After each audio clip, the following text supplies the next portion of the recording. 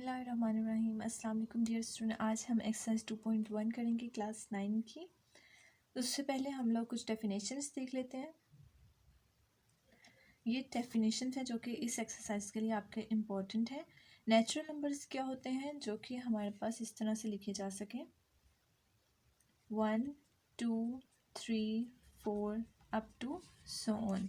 ये आपके पास है set of natural number. Whole number होते हैं जो कि नेचुरल नंबर को एन से ज़ाहिर किया जाता है, ठीक है। होल नंबर को डब्ल्यू से डोनेट करते हैं। ये स्टार्ट होते हैं 0 1 2 3 अप टू सो ऑन। इन दोनों में फ़र्क याद रखने का एक तरीका है कि होल नंबर में चूँकि ओ आता है तो इसलिए आप याद रख सकते हैं कि होल नंबर जो है वो 0 से स्टार्ट होते हैं। क्लियर। इंटीजर्स क्या होते हैं? इंटीजर्स होते हैं जिसमें नेगेटिव एंड पॉजिटिव दोनों नंबर आते हैं 0 1 2 3 up to so on and -1 -2 -3 up to so on. ये है आपके पास set of integer. Rational numbers होते हैं जो कि p बाय q की फॉर्म में लिखे जा सकें और p एंड q बिलोंग करे सेट ऑफ इंटीजर्स से। इंटीजर्स को जाहिर किया जाता है z से, ठीक है।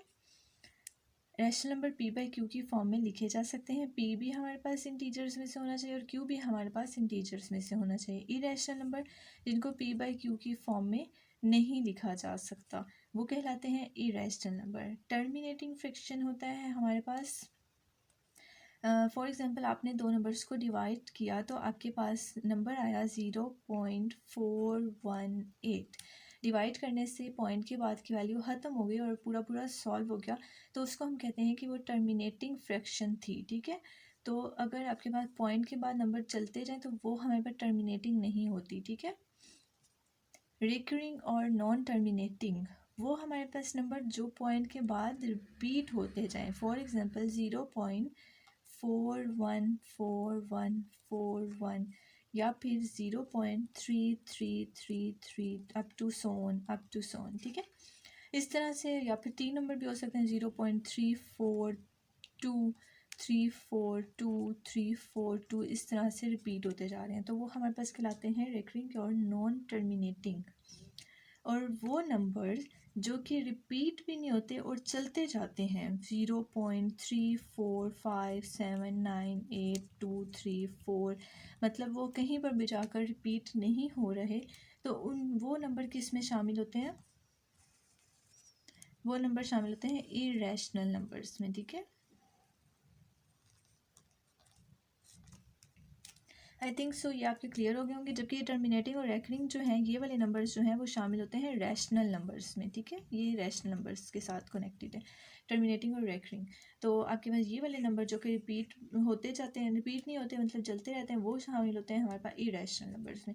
आई थिंक सो ये डेफिनेशन आपको क्लियर हो गई। अगर नहीं हुई तो मैं इस पर एक अलग से आपको लेक्चर दे दूँगी पूरा। अभी हमें चूँकि स्टार्ट करनी है अपनी एक्सरसाइज, तो हमारा फोकस है हमारी एक्सरसाइज पे। क्वेश्चन नंबर है हमारे पास 1। ये है आपका क्वेश्चन नंबर 1। आपने आइडेंटिफाई करना है रैशनल और इरेशनल नंबर्स, इनमें से कौन से रैशनल हैं और कौन से इरेशनल नंबर हैं। रैशनल नंबर की डेफिनेशन है जो p बाई क्यू की फॉर्म में लिखे जा सकते हों, और इरेशनल की डेफिनेशन है जो p बाई क्यू की फॉर्म में भी ना लिखे जा सकते हों, और ऐसे नंबर भी जिनकी वैल्यूज़ जो है वो आगे हमारे पास इस तरह रिपीट फॉर्म में ना आ रही हूँ, वो भी इरेशनल में आ जाते हैं। तो हमने इनमें चेक करना है कि कौन से रैशनल हैं और कौन से इरेशनल हैं। सबसे पहले स्क्वायर रूट हमारे पास 3 है, ये p बाई क्यू की फॉर्म में नहीं लिखा जा सकता और ये रिपीटेड है, रिपीटेड नहीं है सॉरी। तो मतलब इसकी वैल्यू ऐसी आएगी कि मतलब चलते जाएंगे नंबर, चलते जाएंगे। आप कैलकुलेट करके देख लें तो ये हमारा देखने में भी पता चल रहा है कि ये एक इरेशनल नंबर है।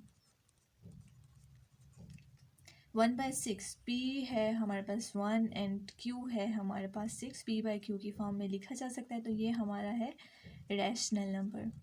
देन है हमारे पास पाई। पाई हमारे पास एक इरेशनल नंबर है, इसकी वैल्यू हमारे पास 3.14 एंड अप टू ऐसे जो है हमारे पास बहुत ऐसे लातादाद नंबर जो हैं आते जाएंगे, और कोई भी नंबर ऐसा नहीं होगा, कोई भी वैल्यू ऐसी नहीं होगी जहाँ पर जाकर जो है ये रिपीट हो रहे हो। अगर ये रिपीट हो रहे होंगे तो ये चला जाता है हमारा रैशनल नंबर में, लेकिन ऐसी वैल्यूज़ आती नहीं है। 3.14 फॉर एग्जांपल आगे है 7 8 9 6 4 3 अप टू सो ऑन। कोई भी नंबर रिपीट नहीं हो रहा, मतलब वैसे ही आपके पास जो है फंक्शन रिपीट नहीं हो रहा, तो हम कहते हैं कि ये एक इरेशनल नंबर है। ये 15/2 p/q की फॉर्म में लिखा हुआ है, तो ये रैशनल नंबर है। 7.25 इसके बारे में आपका क्या ख्याल है? इसका पॉइंट ख़त्म किया जा सकता है ना? 7.25 पॉइंट ख़त्म करके आ गया 100 725/100, तो ये p/q की फॉर्म में लिखा जा सकता है, तो ये एक रैशनल नंबर है। एंड स्क्वायर रूट 29 ये एक इरेशनल नंबर है। क्वेश्चन नंबर 2 है हमारे पास 19/4, इसको हमने कन्वर्ट करना है। क्वेश्चन नंबर 2 का पार्ट नंबर 2 लिया है मैंने, इनको डेसिमल फ्रैक्शन में हम लोगों ने चेंज करना है। डेसिमल फ्रैक्शन मतलब पॉइंट्स में वैल्यू को लेकर आना है। तो सिंपल जैसे हम डिवाइड करते हैं, सिंपल तरीके से हम इनको डिवाइड करेंगे। 19 ऊपर वाले वैल्यू अंदर लिखते हैं और नीचे वाले वैल्यू बाहर लिखते हैं। 4 का टेबल लेके जाएँ, 4 1 4 4 2 4 4 3 12 4 4 16 4 5 20, 5 20 बड़ा आ जाता है, तो 4 4 16, 9 में से 6 के 3, तो ये आ जाएगा आपके पास। अब 3 छोटी वैल्यू है, तो पॉइंट लगा के यहाँ पर हम 0 लगा देते हैं। 4 5 20, 4 6 24, 4 7 28, यहाँ से कैरी लिया, 10 में से 8 के 2, यहाँ पे अगेन 0 लगा देंगे, तो 4 5 20, तो ये पूरा पूरा ख़त्म हो गया। तो 4.75 आपका डेसिमल फ्रैक्शन में आंसर है। ठीक, इसका एक और कोई पार्ट कर लेते हैं, वैसे तो ये इजी है, आपसे आराम से हो जाएंगे। पार्ट नंबर 6 कर लेते हैं। 25 डिवाइडेड बाय 38, ऊपर वाली वैल्यू अंदर रखते हैं और नीचे वाली वैल्यू बाहर रखते हैं। अब सबसे पहले आपने क्या करना है, बाहर वाली वैल्यू बड़ी है और अंदर वाली छोटी है, तो पॉइंट लगा के यहाँ पे हम एक 0 लगा देते हैं। तो पॉइंट से पहले भी आप 0 लगा दें ताकि प्रोमिनेंट हो जाए आपका पॉइंट। तो ये आ गया 250। अब आप 38 का टेबल लेके जाएँ, 38 को आप 2 से मल्टीप्लाई करें, 3 से करें, करके देखें तो जो आपके पास वैल्यू आती है, ये मैंने मल्टीप्लाई किया, 38 को 2 से किया तो 76 काफ़ी छोटी वैल्यू आ रही थी। फिर 5 से किया तो 190 आया, जो इसके करीब करीब है। फिर मैंने 6 से किया तो 228 आया, जो इसके काफ़ी करीब है। फिर 7 से किया तो 266 आया, तो ये बड़ा है, तो ये हम नहीं लिखेंगे। इससे छोटी वाली आई थी हमारे पास 228, तो ये आप लिख देंगे 38 6 आर 228। यहाँ से कैरी लिया, 10 में से 8 गए 2, 4 में से 2 गए 2, अगेन आप 0 लगाएंगे और इसको मज़ीद सॉल्व करेंगे, तो आपके पास ऐसे पॉइंट चलते जाएंगे। अब 38 को 5 से मल्टीप्लाई किया तो 190 वो आ जाएगा यहाँ पे। 12 में से 9 गए 3, और आगे ऐसे ही आप इसको सॉल्व करेंगे, तो ये पॉइंट में आपका आंसर आ जाएगा 0.65 up to so on. Clear? ये आपके पास है क्वेश्चन नंबर 3। इसमें आपको हाल डेफिनेशंस पता हो अच्छे तरीके से, तो इनको अच्छे से सॉल्व कर लेंगे। 2/3 इज़ एन इरेशनल नंबर, क्या ये ट्रू है या फॉल्स? आपने ये बताना है कि सारे ट्रू हैं या फॉल्स हैं। 2/3 is an irrational number, irrational number जो p/q की फॉर्म में नहीं लिखा जा सकता, तो ये p/q की फॉर्म में लिखा हुआ है, तो ये स्टेटमेंट जो है वो फॉल्स है।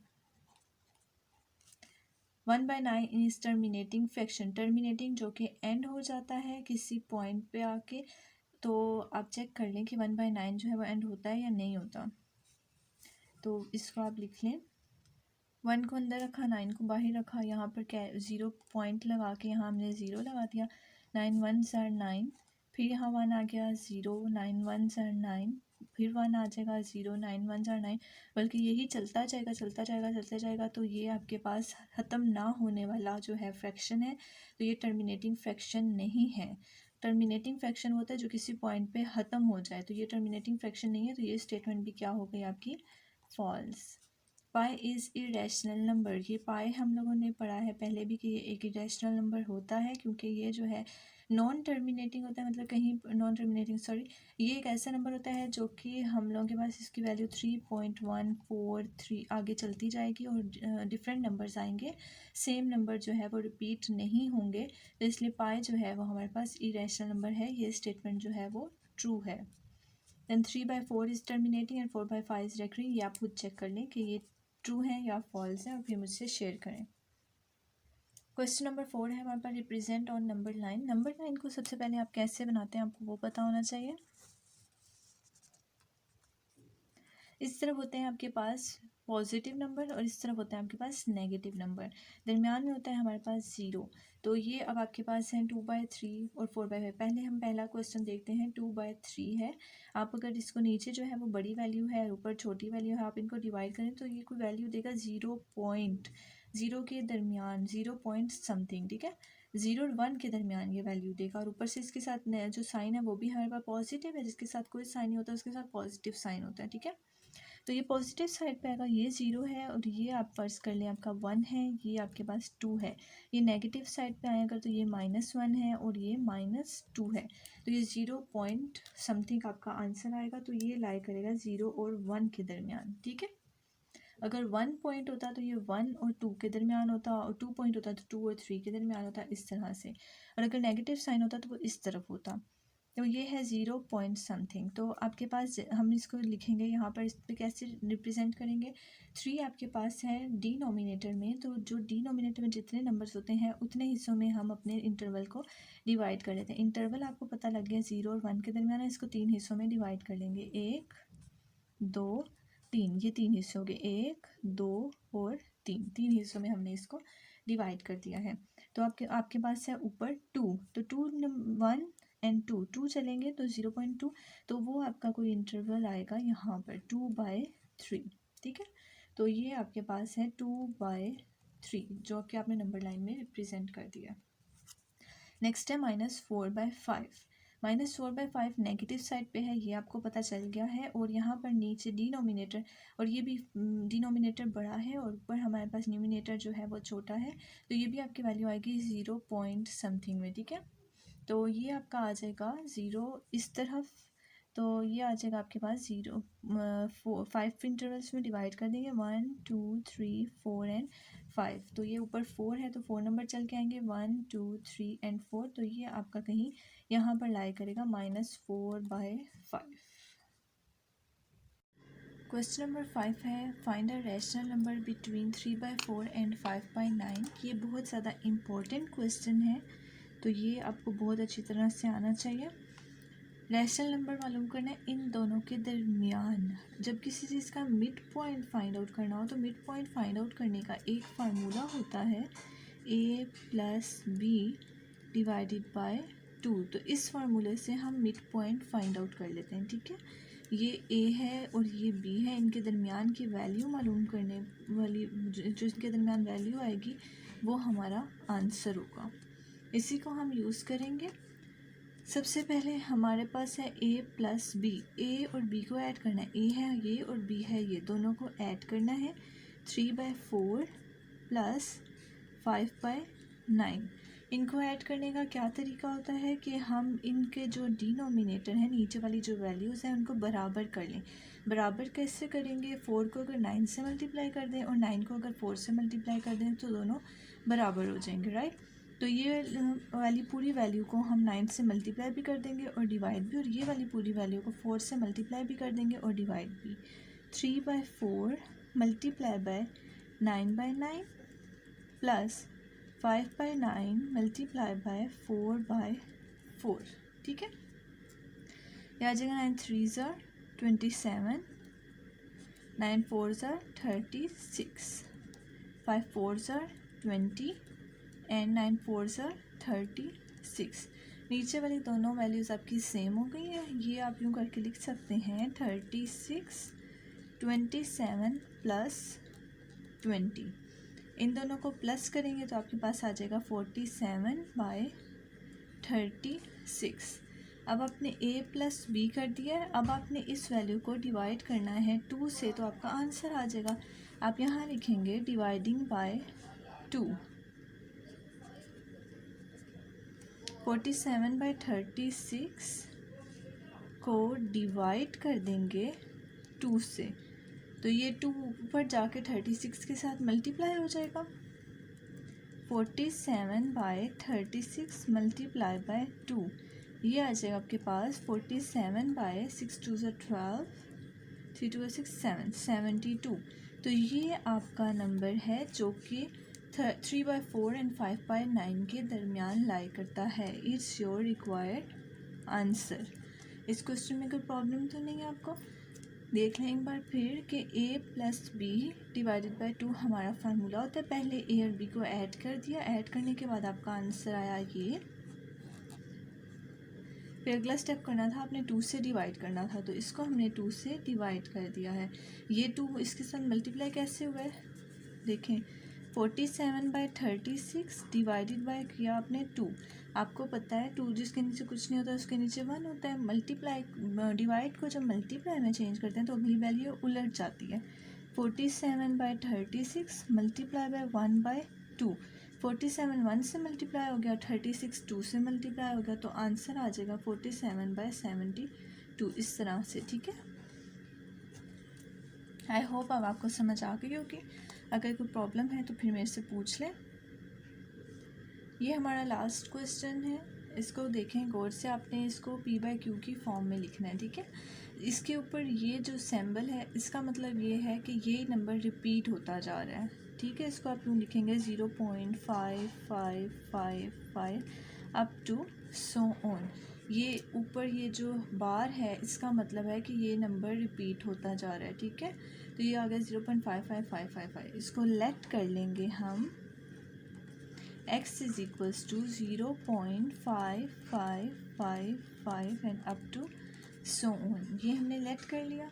अब क्योंकि आपके पास एक नंबर के ऊपर बार है तो हम लोग अगर एक पॉइंट के बाद एक नंबर है तो आप 10 से मल्टीप्लाई करेंगे x को। अगर पॉइंट के बाद 2 नंबर हों तो आपने 100 से मल्टीप्लाई करना है, और अगर 3 नंबर हों तो 1000 से। ठीक है, मल्टीप्लाई बाय x, इसको नाम दे दिया इक्वेशन नंबर 1 का। Multiply both side with 10। ठीक है, ये आ जाएगा आपका 10x, और 0.555 को 10 से मल्टीप्लाई कर देंगे तो ये आ जाएगा 10x इक्वल्स टू, ये मल्टीप्लाई करेंगे तो ये आ जाएगा 5.555 अप टू सो ऑन। ये आ गया आपकी इक्वेशन नंबर 2। अब आपने क्या करना है, इक्वेशन 2 को इक्वेशन 1 को इक्वेशन 2 से सब्ट्रैक्ट कर देना है। सब्ट्रैक्टिंग 1 फ्रॉम 2, ये आ जाएगा 10x माइनस x। ये वाली साइड और ये वाली साइड माइनस हो जाएंगी, ये वाली साइड और ये वाली साइड माइनस हो जाएंगी, equals to 5.555 up to so on minus 0.555। ये आ जाएगा 9x इज इक्वल्स टू 5.555 से ये माइनस करेंगे तो ये आ जाएगा आपके पास 5, तो x आ जाएगा यहाँ, ये मल्टीप्लाई हो रहा है, इक्वल की उस साइड पे जाके डिवाइड हो जाएगा 5 divided by 9। It will be your required answer. Clear? इसका पार्ट 2 देख लें। यहाँ पर आपके पास रिपीटिंग एलिमेंट्स जो हैं वो 2 हैं नंबर्स, तो ये आ जाएगा 0.13131313 and up to so on. इस तरह से लिखना है। लेट उसी तरह करेंगे, x = 0.131313 up to so on. इधर आपने क्योंकि आपके पास पॉइंट के बाद 2 नंबर हैं तो किससे मल्टीप्लाई करना है, 100 से।